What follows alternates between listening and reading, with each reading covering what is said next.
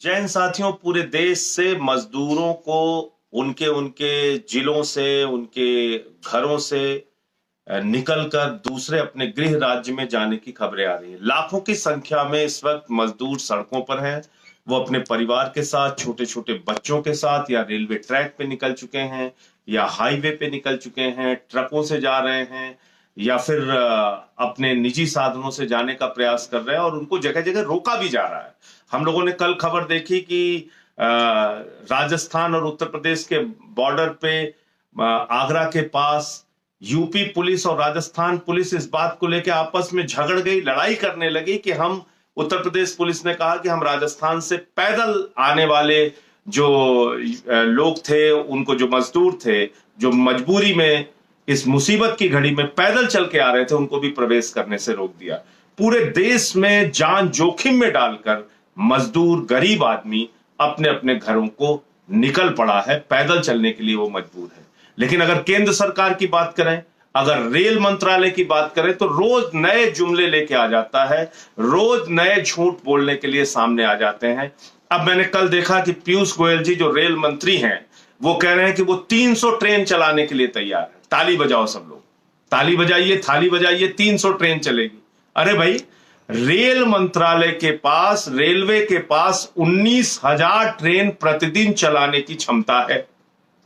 यानी 2 करोड़ यात्रियों को रेल मंत्रालय, रेलवे प्रतिदिन एक स्थान से दूसरे स्थान पर पहुंचा सकता है। अगर आप 2 करोड़ लोगों को एक स्थान से दूसरे स्थान पर पहुंचा सकते हैं प्रतिदिन, तो आप मुझे बताइए, ऊंट के मुंह में जीरा क्यों? 300 ट्रेन चला के आप इन मजदूरों को कितने दिनों तक परेशानी में रखना चाहते हैं? कितने दिनों तक उनको पीड़ित करना चाहते हैं? कितने दिनों तक उनको रेलवे ट्रैक पर मरने के लिए मजबूर करना चाहते हैं? कितने दिनों तक उनको हाईवेज पे रोड एक्सीडेंट का शिकार होने के लिए मजबूर करना चाहते हैं? कितने दिनों तक आप उनकी गरीबी का मजाक उड़ाएंगे? आप मुझे बताइए, ये 300 ट्रेन चलाने की नौटंकी की वजह से फिर एक बार भगदड़ होगी, फिर एक बार भीड़ इकट्ठा होगी।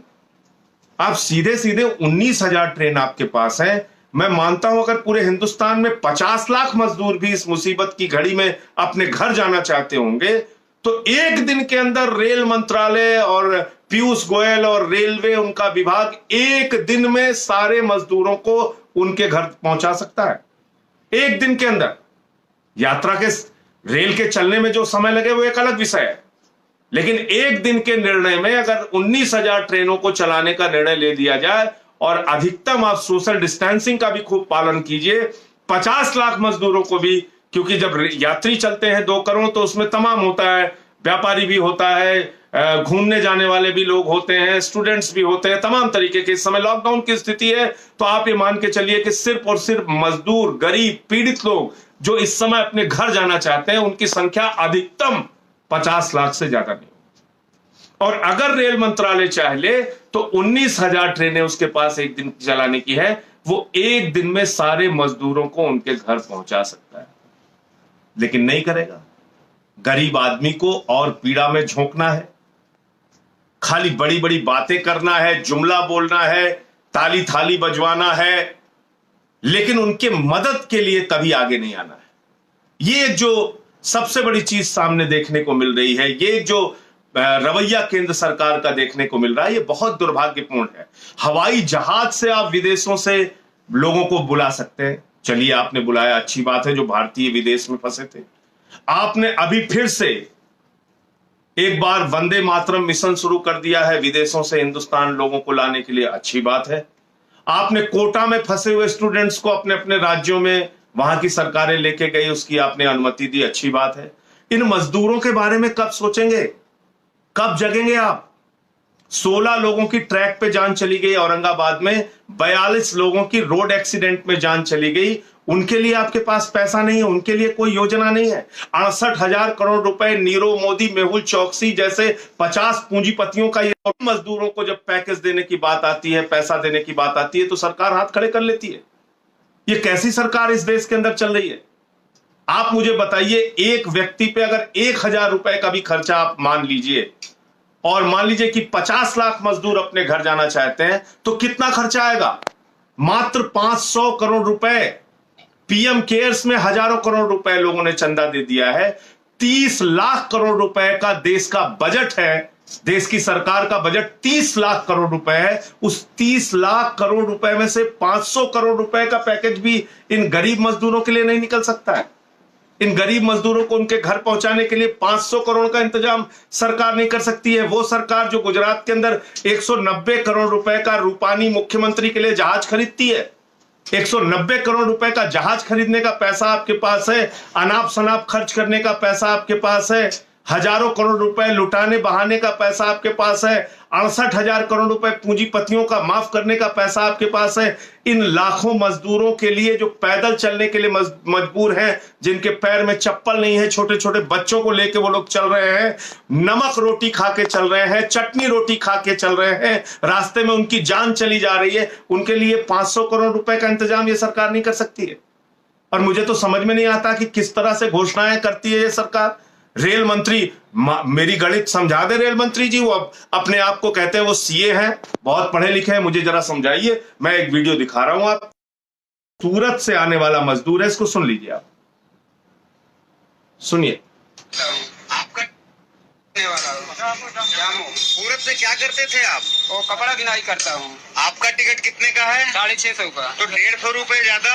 हाँ, 150 रुपए ज्यादा लिया, वो दलाल लोग लिया है, तो टिकट दिया नहीं, टिकट नहीं लिया, और रात भर हम लोग। अब देखिए, ये सूरत से जामो, जामो पड़ता है अमेठी में, ये सूरत से जामो आने वाला यात्री है, मजदूर है, मजबूर है, गरीब आदमी है, जिसने 650 रुपए का टिकट कटवाया, सामान्य दर्जे का टिकट। 650 रुपए के टिकट पे 150 रुपए वो बता रहा है कि दलाली देनी पड़ी, 800 रुपए इसको टिकट देना पड़ा। पीयूष गोयल जी, आप जरा मुझे बताइए, आप कहते हैं आपने 85% किराया माफ कर दिया, तो क्या सूरत से अमेठी का टिकट 4-5 हजार रुपए है क्या? अगर आप 15% किराया ले रहे हैं मजदूरों से, वैसे तो इसे राज्य सरकार को देना चाहिए, मान लीजिए योगी जी ने नहीं दिया, अगर मजदूरों से ही आपने 15% लिया तो 650 रुपए कैसे लिया? किस गणित के हिसाब से लिया? क्या पीयूष गोयल और उनका रेल मंत्रालय इन गरीब मजदूरों को इस मुसीबत की घड़ी में लूटने का काम कर रहा है? भ्रष्टाचार कर रहे हो आप इन मजदूरों के साथ। 650 रुपए इनसे वसूला जाता है। दिल्ली से मुजफ्फरपुर जो ट्रेन गई उसमें भी 535 रुपए लिया गया। अगर 15% किराया लिया जा रहा है एक आदमी से, तो 535 रुपए दिल्ली से मुजफ्फरपुर की ट्रेन का किराया कैसे हो गया 15%? इसका मतलब 3,500-4 हजार रुपए का टिकट है यहां से मुजफ्फरपुर का। तो कुछ किसी को पता नहीं है, जो मन में आ रहा है रेल मंत्री कर रहे हैं, जो मन में आ रहा है पीयूष गोयल, केंद्र सरकार कर रही है, भाजपा की सरकार कर रही है। इन भाजपाइयों का एक ही मकसद है, पूंजीपतियों को फायदा पहुंचाओ, अपने करीबियों का कर्जा माफ करो, कर्मचारियों को तंग करो, पेंशन धारकों के डीए काटो, कर्मचारियों के डीए काटो, लेकिन मजदूरों को परेशान करो, गरीब आदमी को परेशान करो। पीएम केयर्स में हजारों करोड़ इकट्ठा करो, लेकिन मजदूरों को परेशान करते रहो, पीड़ित करते रहो।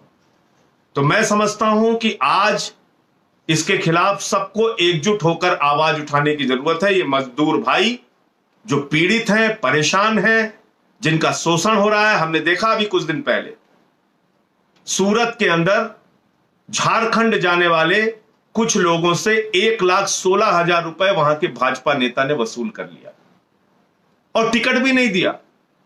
जब वो बेचारे झारखंड के लोग अपना पैसा मांगने गए कि भाई हमारा टिकट दे दो या पैसा दे दो, तो उनको बुरी तरीके से मार पीट के लहूलुहान कर दिया गया। ये हो रहा है यूपी, बिहार, झारखंड के लोगों के साथ। भारतीय जनता पार्टी की जहां सरकार है, गुजरात मॉडल जहां की सबसे ज्यादा चर्चा भाजपा ही करते हैं, ये है तुम्हारा गुजरात मॉडल। तुम वहां पर काम करने वाले प्रवासी मजदूरों को मारोगे, पीटोगे, उनसे पैसे की लूट करोगे, उनसे ज्यादा किराया वसूलोगे। ये दलाली खाने का काम भाजपा ही कर रहे हैं गुजरात के अंदर। तो ये देखने को मिला, और मैं आप लोगों से निवेदन करूंगा कि पूरे देश में इस संवेदनहीनता के खिलाफ आवाज उठाइए, केंद्र सरकार के खिलाफ आवाज उठाइए और उनसे अपील कीजिए कि इन मजदूरों को उनके घर पहुंचाने का इंतजाम किया जाए, उनके घर पहुंचाने का इंतजाम किया जाए।